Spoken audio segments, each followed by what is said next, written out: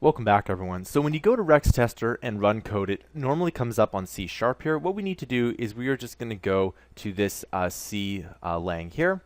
And you can see that this is the what you get when you go to C++.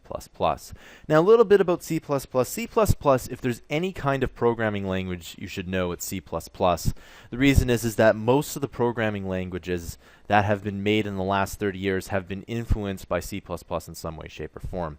Also, there are a ton of systems that use C++, and you might think that it's old and out of date, but there's a lot of systems that are old and out of date that need coding. So it is something that actually is really in demand, and believe it or not, a lot of AAA games are still coded in C++. And if it's not in C++, the engine that you use is a variant of C++. So it is quite useful.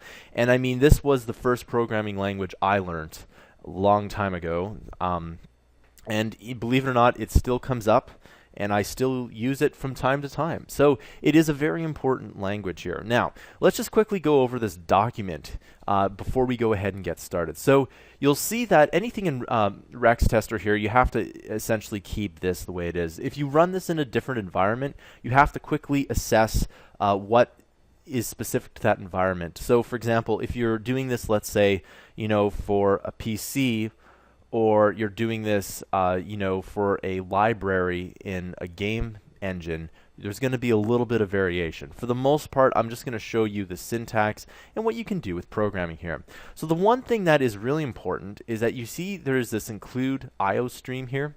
And what this is that these include statements include different libraries. And these different libraries, what they do is they bring in a certain amount of functionality. So you need this include statement in order to actually run any code. So let's say if you were to make, let's say, an audio streaming application, what you would have to do is include the right library for that functionality. And if you didn't include it, then it won't work. And you're probably thinking, well, maybe we can just include all of the libraries forever. Well, there's two reasons why you shouldn't do that. The first reason is that once you include a library, it does take up a little bit more memory. Not a lot, but a little bit. And the second thing is that depending on the libraries and depending on the environment, they can conflict. When I was making my Xbox game, the libraries would conflict all the time, depending what you brought in. So you can only bring in certain libraries in certain situations. In any event, the last thing that we need to do is we have this int main. And what this is that this is the main function of code that we're going to work with. So everything runs through this here. And I should point out at this point in time that when a computer runs code, it reads it line by line. And you can see that there is a namespace, and that is essentially the grand scheme of things here.